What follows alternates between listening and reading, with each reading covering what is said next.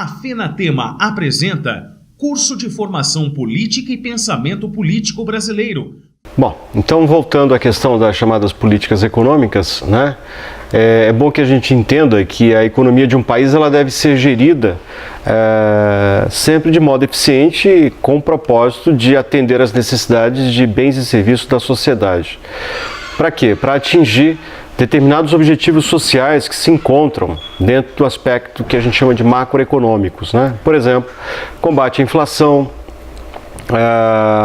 melhor distribuição de renda, pleno emprego, crescimento econômico, etc. Portanto, a gente consegue entender que as políticas econômicas precisam estar vinculadas a esses propósitos. Para atingir esses objetivos, o governo ele acaba atuando na economia através das políticas econômicas identificadas pela política monetária, política fiscal e a própria política cambial. Portanto, esses instrumentos são mais eficientes quando aplicados em mercados financeiros mais desenvolvidos.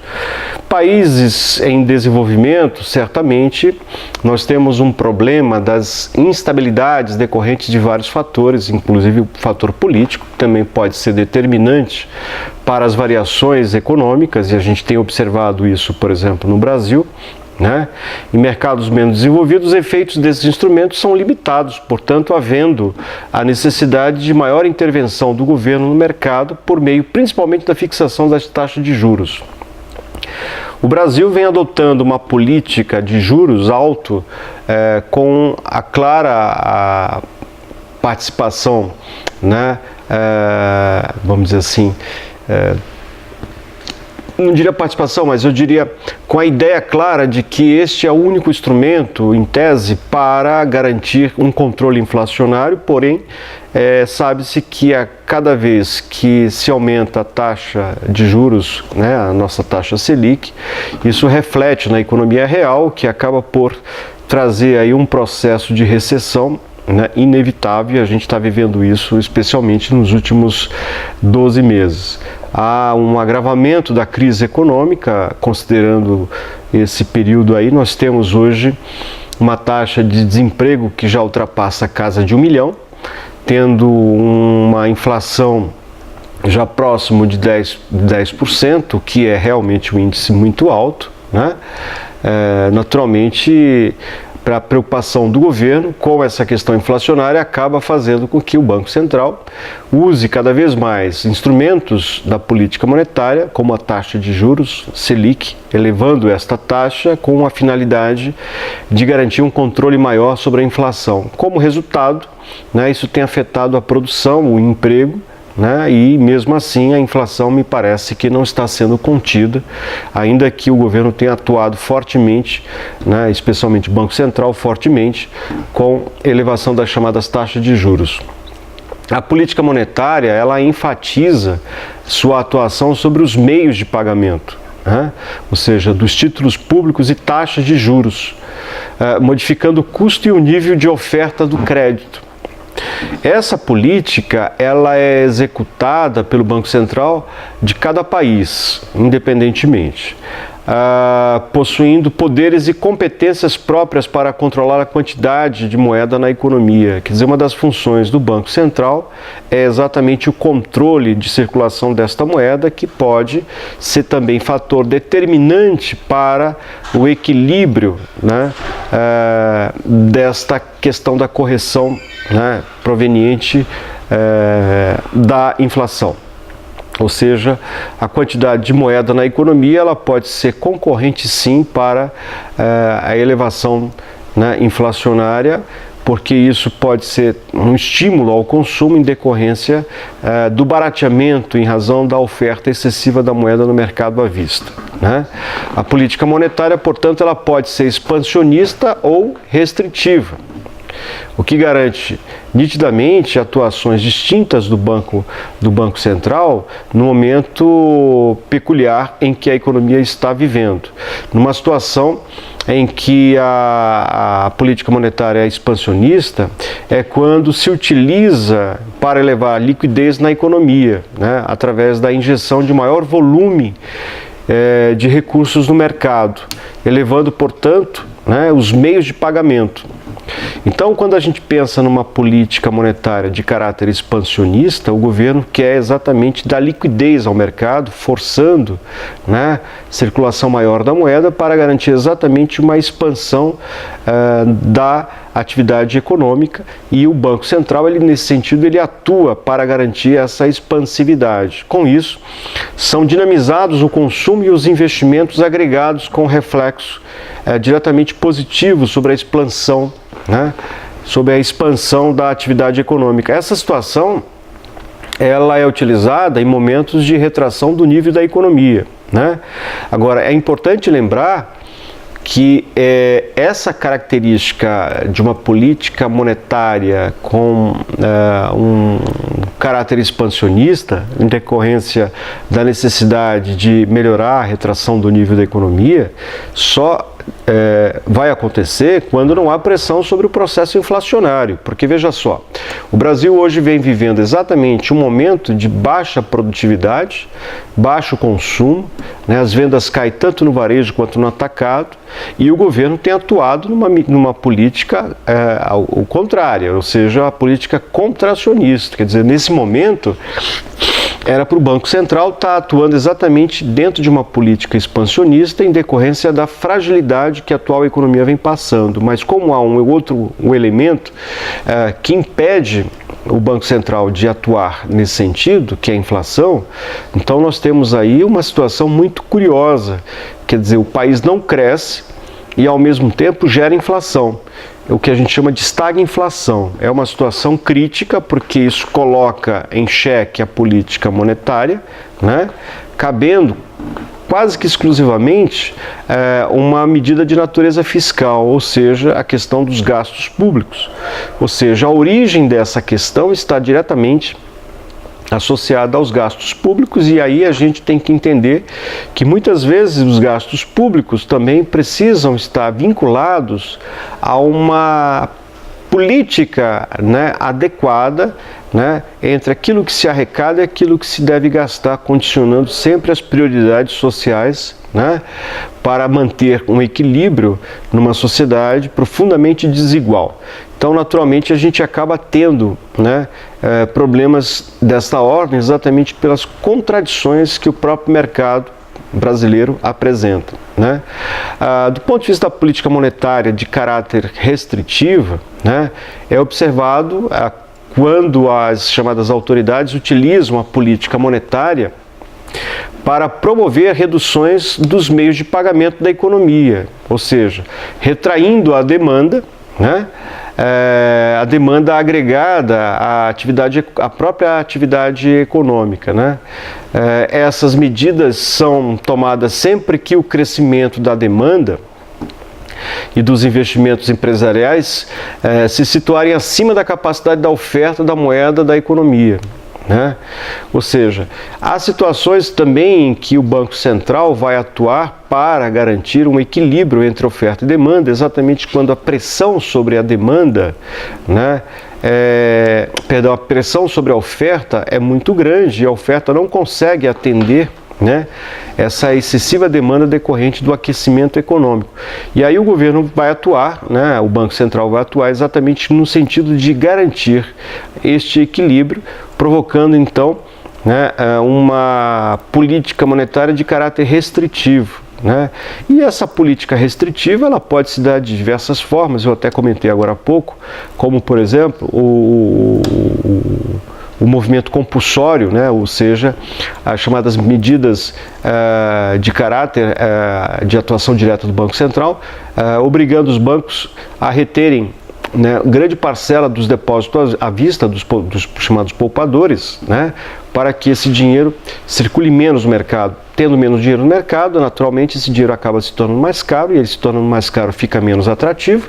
Com isso, há uma baixa sobre a pressão, né, por conta da demanda, né, se enfraquecendo, né, e isso dá um equilíbrio entre oferta e demanda, que é uma das vamos dizer assim, a necessidade de atuação do Banco Central exatamente dentro desse movimento da chamada política monetária, né? Essa política visa, em essência, restringir a oferta de crédito e levar, claro, seu custo de forma a adequar o consumo e os investimentos agregados, né, à oferta monetária da economia. Em tese, né, é por meio dos instrumentos da política monetária que as autoridades monetárias podem fornecer ao sistema econômico uma oferta de moeda suficiente para o desenvolvimento das atividades econômicas e manter a liquidez do próprio sistema financeiro, né? O Comitê de Política Monetária, né, o chamado Copom, tem uma atuação e um papel muito importante, porque há uma reunião a cada 45 dias dos membros do comitê do Banco Central, e esse comitê ele tem um papel importante porque é ele que vai definir, né, as chamadas taxas de juros que deverão ser cobradas nos 45 dias futuros, né, até um novo encontro, né, para realmente saber, né, como é que vai se comportar a economia durante aquele período. De acordo com o Banco Central do Brasil, o Copom ele foi instituído em 20 de junho de 1996, né, com um claro objetivo de estabelecer as chamadas diretrizes da política monetária e definir as chamadas taxas de juros, né? É bom lembrar que essas taxas de juros são a taxa, né, cobradas, né, em que o governo brasileiro paga, né, os seus títulos públicos, né? Quando o governo emite títulos para financiar a sua dívida, é essa taxa de juro que tem como referência para o pagamento desses títulos do governo, né? Formalmente, os objetivos do Copom são implementar a chamada política monetária para definir a meta da taxa Selic e seu eventual viés, né? Ou seja, analisar o relatório da inflação decorrente daquele período, né? A taxa de juros fixada na reunião do Copom é a meta para a taxa Selic, que é a taxa média dos financiamentos diários, com lastros em títulos federais, que é isso que acabei de falar, né, os chamados títulos públicos, apurados no sistema no sistema especial de liquidação e custódia, que é o nome técnico que se dá para isso, a qual vigora por todo o período entre as reuniões ordinárias do comitê. Então, a cada 45 dias é avaliado, né, o desdobramento e a evolução, né, do sistema financeiro e do mercado como um todo, para que o Banco Central, portanto, redefina ou defina, né, as novas medidas a serem tomadas para os próximos 45 dias futuros, né. Se for o caso, o Copom também pode, né, definir o viés, que é a prerrogativa dada ao presidente do Banco Central para alterar na direção do viés a meta para a taxa Selic a qualquer momento entre as reuniões ordinárias. Quer dizer, há uma excepcionalidade. Se houver, né, uma definição de viés na reunião dos diretores do Copom, portanto, o presidente do Banco Central ele tem esse poder normativo de alterar a taxa em caráter excepcional, exatamente por ter, né, essa disposição, né, dentro, é claro, de um caráter ordinário. Ao final de cada trimestre, né, o Copom publica em português e em inglês também o documento Relatório de Inflação. Esse relatório ele analisa detalhadamente, né, a conjuntura econômica e financeira do país. Para quê? Para apresentar as suas projeções para a taxa de inflação, né, daquele ano. Nesse sentido, a previsão é que a inflação esse ano, né, ela chega em torno de 10% aproximadamente, né? Então há uma perspectiva que a inflação de fato ultrapasse os 2 dígitos, né? Isso não ocorria há muitos anos. Portanto, apesar do Banco Central estar atuando fortemente com taxas de juros elevadas, né, hoje está em torno de 14,25, 14, significa que há uma pressão sobre os preços ainda, né, provocadas por, vamos dizer assim, taxas administradas pelo governo, e isso infelizmente tem sido bastante difícil para o Banco Central controlar. De todo modo, né, a perspectiva é que a taxa de juros se mantenha nos próximos meses, né? É pouco provável que a gente tenha uma redução da taxa de juros, inclusive com a possibilidade até de um aumento, né, na próxima reunião do Copom, em razão da pressão que está sendo observada sobre os preços, especialmente aqueles preços administrados pelo governo. Como é o caso, por exemplo, do petróleo, dos serviços públicos de modo geral, as contas que a gente está acostumado a receber como água, luz, telefone, etc. e tal. Então isso causa, claro, uma pressão bastante grande sobre os preços, tornando a dificuldade do Banco Central em ter uma perspectiva de queda na taxa de juros, pelo menos a médio prazo. A gente não está vendo essa possibilidade. A política fiscal, ela centraliza preocupações nos gastos do setor público e nos impostos cobrados da sociedade, procurando por meio que a gente chama de maior eficácia no equilíbrio entre a arrecadação tributária e as chamadas despesas governamentais, para atingir com o objetivo determinados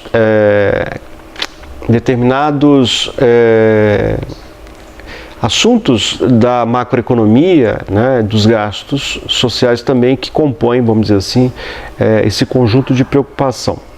Ao modificar a carga tributária dos consumidores, o governo acaba influenciando também a renda disponível, como eu já disse anteriormente, na medida em que o governo aumenta a carga tributária, a renda das pessoas acaba caindo. Por quê? Porque, naturalmente, a taxa de poupança diminui. Que quanto mais impostos cobrados sobre sua renda, menos dinheiro sobrará para você custear suas despesas. Naturalmente, isso pode criar um problema, em razão exatamente dessa incompatibilidade. Em consequência, no consumo agregado, que é o que acaba sendo afetado. Conclui-se, então, que as alterações na política de cobrança de impostos promovem modificações muito sérias na demanda da economia para o consumo e investimento e numa situação de equilíbrio da renda nacional. Então é preciso entender que cada vez que o governo aumenta os impostos, isso vai afetar diretamente não só o bolso do consumidor, mas a própria produção nacional e consequentemente, a renda nacional. Com relação à dívida pública, foi colocado que o governo ele financia suas necessidades financeiras mediante o aumento dos impostos, com emissões chamadas emissões monetárias, inclusive aquelas determinadas por empréstimos internacionais e também a colocação de títulos no mercado interno. Com exceção do aumento dos impostos, essas medidas criam dívidas ao Tesouro Nacional, comprometendo uma parte maior de sua arrecadação tributária. A política cambial ela está fundamentalmente baseada na administração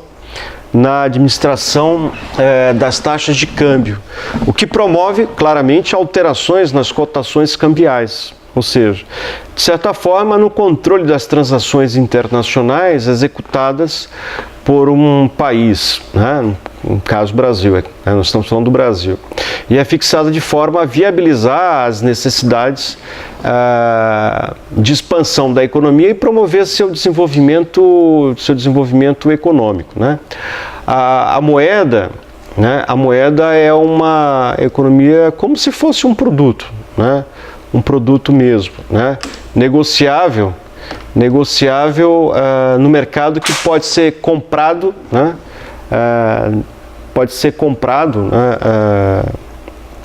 enfim. A moeda de uma economia é como se fosse um produto negociável nesse sentido, Ela pode ser comprada ou vendida a determinado preço em relação a outra moeda, A taxa de câmbio, ela representa o valor com que a autoridade monetária de um país aceita negociar sua moeda, ou seja, vender a moeda de sua emissão, compra de moeda estrangeira ou adquiri-la, vender moeda estrangeira, passa necessariamente por essas ações. O Banco Central de um país deve adquirir moeda estrangeira e pagar em moeda nacional os exportadores de bens e serviços, assim como os devedores que tenham obtido empréstimos no exterior. Essa é uma prática a ser observada. O câmbio, ele de alguma maneira, ele segue diversos padrões monetários. O que acaba acontecendo, na verdade, ele dá como destaque a atual ordem econômica mundial, as chamadas as taxas de câmbios. É um pouco complicado e complexo falar disso, mas é importante sabermos como é que isto funciona, né? Porque se o câmbio ele segue diversos padrões monetários, né, nós acabamos por seguir alguns deles. Por exemplo, o Brasil tem adotado uma política cambial flutuante desde, se não me engano, 1999, se não me falha a memória, né? E de lá para cá tem mantido essa política cambial flutuante. E é bom a gente até diferenciar um pouco a propósito dessa diferença, né? Quer dizer, o câmbio fixo, que foi muito utilizado por um certo tempo aqui no nosso país, né? Ele trouxe em alguns momentos resultados positivos, mas depois se mostrou ineficiente em decorrência da falta de lastro, né? Bom, mas o câmbio fixo ele tem como características, a taxa de câmbio tem seu valor atrelado a um referencial fixo, né? Que se diz que ela é fixa, como ouro, dólar e até mesmo uma cesta de moeda de diversas economias.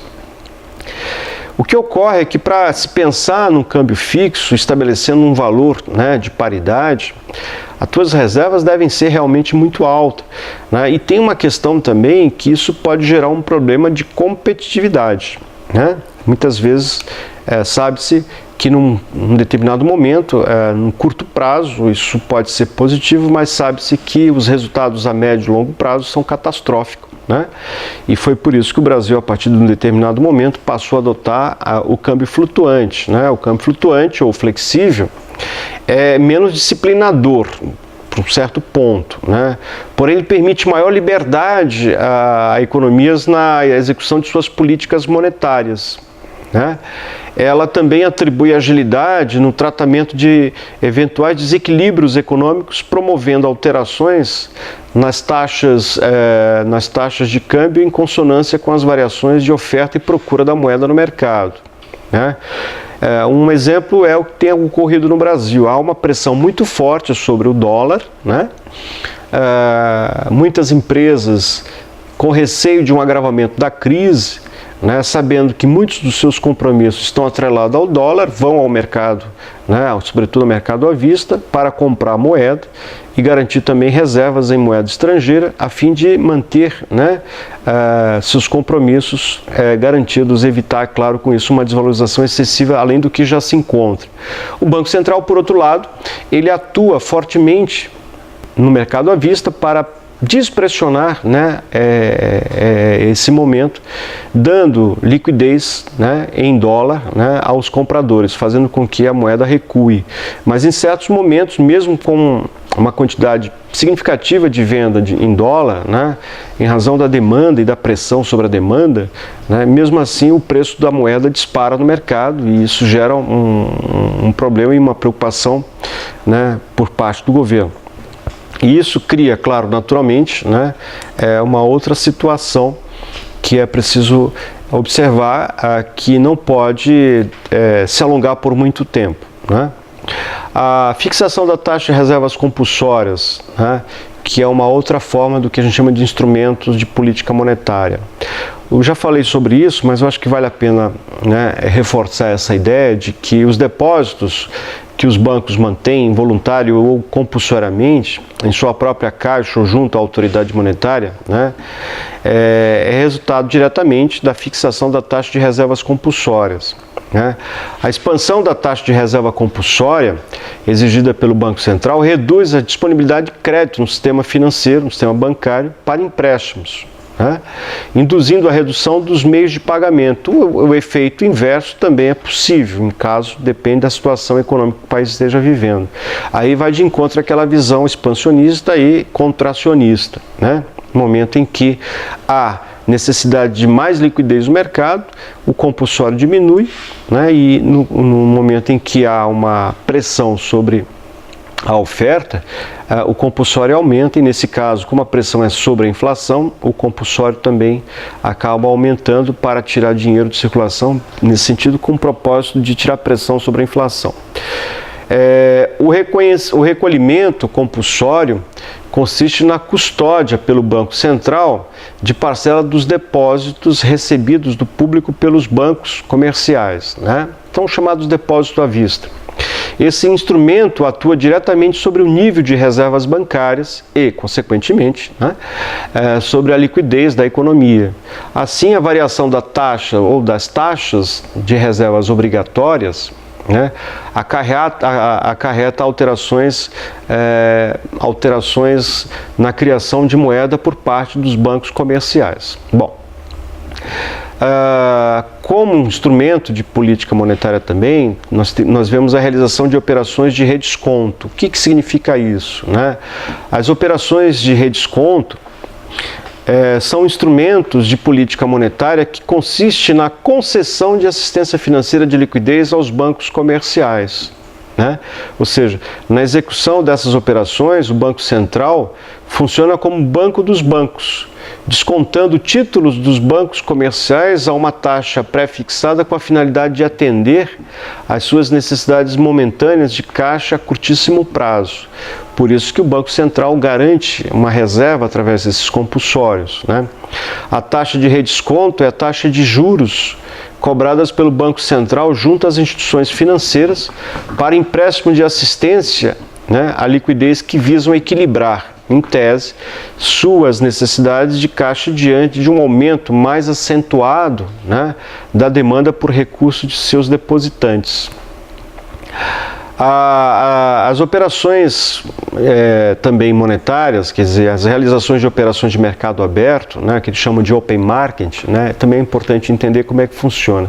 As operações de mercado aberto ou open market, né, elas constituem-se nas compras e vendas de títulos do governo pelo Banco Central, ou seja, quando as autoridades monetárias, né, elas desejam, como é que eu poderia dizer assim, desejam expandir a oferta monetária e realizam operações maciças de resgate de títulos da dívida pública em circulação.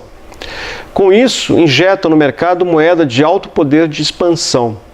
Claro, quando a autoridade, né, quando as autoridades monetárias desejam o efeito oposto, emitem e colocam em circulação volumes maciços de dívida pública, retirando do sistema monetário na proporção de títulos adquiridos pelo público, ou seja, moeda que se encontrava em circulação, reduzindo a oferta de moeda. O Banco Central detém o controle total sobre esses volumes.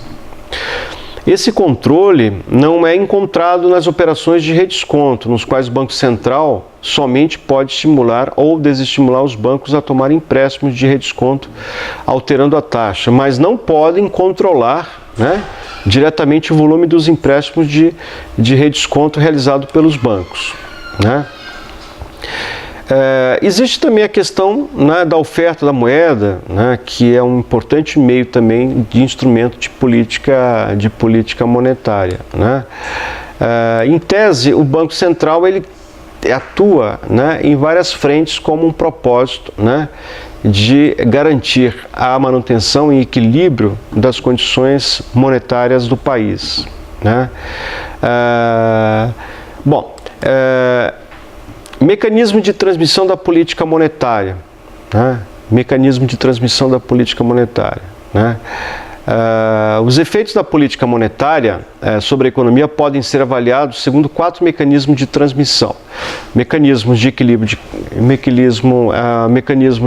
de carteira, né? Uma carteira que a gente chama de portfólio, o mecanismo da riqueza, né?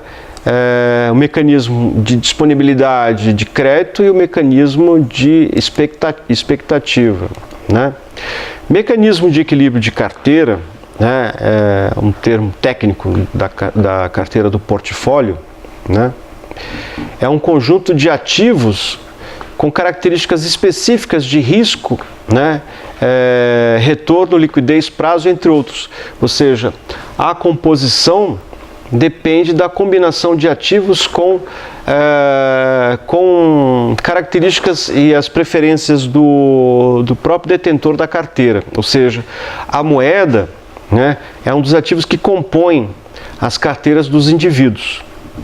né? Quando se fala de mecanismos da riqueza, este mecanismo pode ser focalizado sobre 2 pontos importantes, né? O primeiro é como as alterações no estoque da moeda afetam a riqueza existente. O outro é como as alterações na riqueza afetam as variáveis econômicas. A importância do mecanismo riqueza na economia pode aferir-se verificando-se o impacto da queda na Bolsa de Valores na economia norte-americana em 24 de outubro de 1929. Uma das explicações para a queda do Produto Nacional Bruto americano é dada exatamente pela perda da riqueza com a queda na Bolsa, né? Já o mecanismo da disponibilidade de crédito, esse mecanismo está centrado basicamente na disponibilidade, né, de liquidez na economia. O aspecto mais relevante a ser observado na oferta monetária é a abundância de liquidez. Ou seja, os fundos disponíveis para empréstimos são a variável-chave a ser acompanhada. E, por último, né, o mecanismo de expectativa, mudanças na oferta monetária, né, que vão afetar as expectativas da sociedade. As duas mudanças mais importantes são as que dão nas expectativas de preço e nas expectativas de empréstimos, né? As demandas por moeda, as demandas por moeda decorrem exatamente de elementos como demanda por moeda para transações, né, onde as pessoas e firmas precisam de dinheiro para suas transações do dia a dia, para a alimentação, transporte, aluguel, etc. Demanda por moeda por precaução. O público e as empresas precisam ter uma certa reserva monetária para fazer face a pagamentos imprevistos ou atrasos em recebimentos esperados, né? Demanda por moeda por especulação. Dentro de sua carteira de aplicação, que ele chama de portfólio, né, os investimentos devem deixar, né, uma cesta para a moeda e observar o comportamento da rentabilidade dos vários títulos para fazer algum novo negócio, né? O que se sabe do ponto de vista monetário, né, é que a política atual do Banco Central, né, ela busca, em tese, né, garantir este equilíbrio para evitar, né, um descontrole da moeda, um descontrole dos agentes, né, econômicos, né, como medida cautelar, né, nas suas posições. Falamos aqui, né, de vários momentos decorrentes da atuação do Banco Central, né? O Banco Central ele tem hoje um papel importante quando se pensa em política macroeconômica, né? Ainda que o Banco Central ele esteja vinculado ao governo, ele não tem autonomia, ele age autonomamente em decorrência das posições que os seus próprios membros, né, vêm tomando. Isso já é da época do Fernando Henrique Cardoso. No governo Lula isso se manteve, né?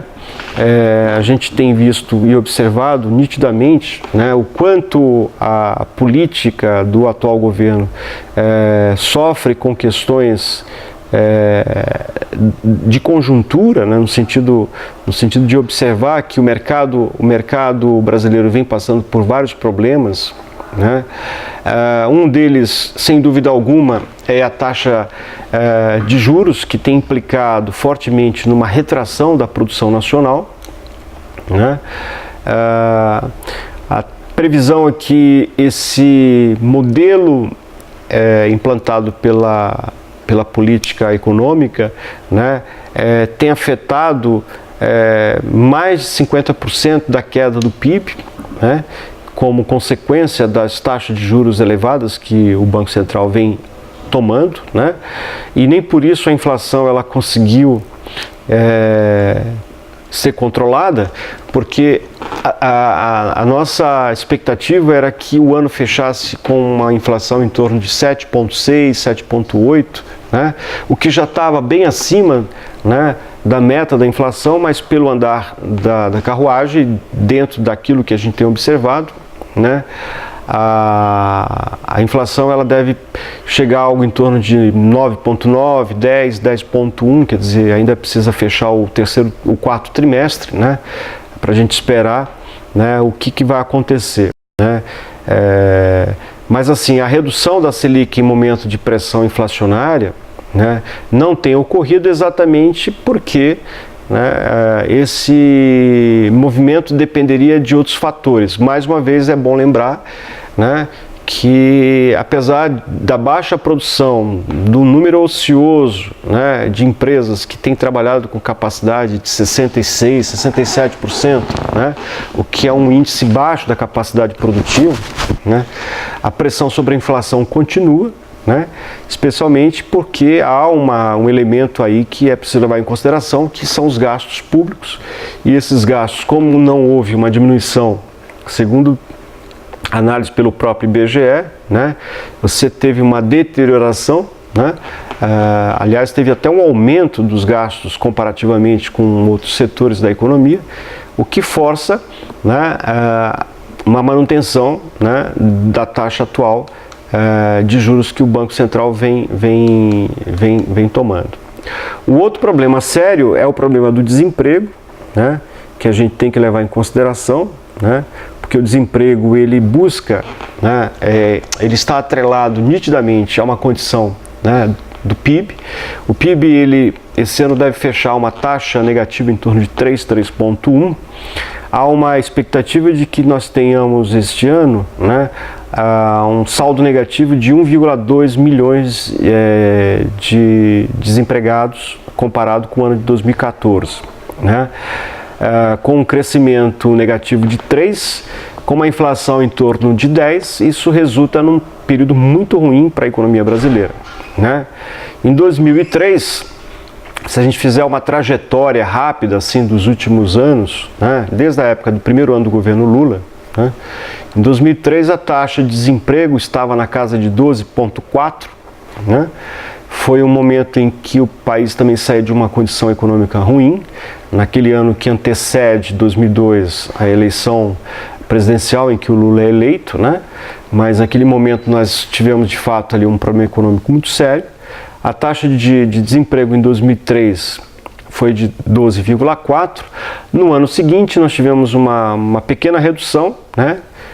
Já em razão das condições de um ano de governo Lula, a taxa reduziu-se para 11,5, né? No ano de 2005, a melhora já foi mais acentuada, mas ainda assim a taxa de desemprego era alta, né? Em torno de 9,9. Em 2006 houve um aumento, né, para 10%, né? Em 2007, a taxa de desemprego cai para 9,3%. 2008 foi um ano melhor, né? Já refletindo as boas condições que o país vinha passando. A taxa de desemprego ainda assim era uma taxa relativamente alta, de 7,9%. No ano de 2009, já em razão do problema, né, da crise nos Estados Unidos e depois no mundo, o Brasil acabou sendo afetado um pouco. A taxa de desemprego foi para 8,1. Né? Em 2010, no último ano do governo Lula, a taxa de desemprego foi de 6,7. Né? E aí já refletindo um pouco o período dos 4 primeiros anos da presidente Dilma, né? No ano de 2011 a taxa de desemprego era de 6, né? Em 2012 a taxa de desemprego era de 5,5, em 2013 5,4 e em 2014 4,8, né? E esse ano a gente deve fechar uma taxa de desemprego em torno de 8,1, mais ou menos dentro desse cenário, né? Que é o que se espera em razão da situação crítica que o país vem vivendo, né? Os gastos do governo continuam sendo uma preocupação, porque é resultado dos gastos que a deterioração da economia sofre também, consequentemente, com outros elementos como o problema político, né? O desdobramento da Lava Jato, que paralisou setores importantes, sobretudo na área de construção, né, de infraestrutura. Isso tem afetado também, né, a economia, porque é um segmento que tem uma importância grande para o PIB nacional, né? Então, diante de um cenário bastante confuso, um cenário que politicamente ainda é conturbado, né, a questão política ela é determinante, sim, do ponto de vista econômico. Agravado a isso, nós temos também um cenário internacional, é bom lembrar, né, que o petróleo ele vem sofrendo a cada ano uma diminuição nos preços, né? Hoje o barril do petróleo está em torno de 38, 39 dólares, o que coloca inclusive em risco o próprio pré-sal em decorrência do custo de prospecção em águas profundas, né? Isso de fato também é uma preocupação em razão da Petrobras ser a principal empresa pública no Brasil. O preço das commodities também tiveram uma queda bastante acentuada nos últimos anos, né, afetando companhias como a própria Vale do Rio Doce, né, e Gerdau e outras empresas importantes. Isso inclusive prejudicou o balanço de pagamento do país, né? O setor do agronegócio também começa já a sentir um pouquinho, né, essa questão do agravamento da crise, né, dos mercados internacionais, tendo de fato aí um cenário menos favorável do que teve no passado. Então, o conjunto disso tudo, agravado com a questão econômica nacional, a questão política, né, e somado ao cenário internacional, quer dizer, os números não são muito favoráveis. A nossa taxa de investimento ainda continua muito baixa, nós temos uma taxa de poupança também muito baixa, né? Então isso tudo acaba sendo aí um cenário desfavorável para as condições, né, e perspectivas de mercado em nosso país. De todo modo, né, é bom a gente entender que isso também se resolve com atuação e responsável e acertada, né, dos agentes econômicos, né, que são responsáveis em implementar essas políticas tanto no âmbito fiscal quanto no âmbito monetário. A próxima aula nós vamos percorrer a questão do processo do emprego do ponto de vista técnico e do desemprego, e vamos falar também de inflação, para que a gente dê prosseguimento às aulas de economia, ok? Então a gente fica por aqui. Neste momento a gente passa agora para um outro tema, que nós iremos falar sobre inflação e sobre emprego e desemprego dentro de uma perspectiva e apontamentos dos setores que mais estão sendo afetados em decorrência da crise atual que nós estamos vivendo, ok? Então, um bom dia a todos e nos vemos na próxima aula. Um grande abraço.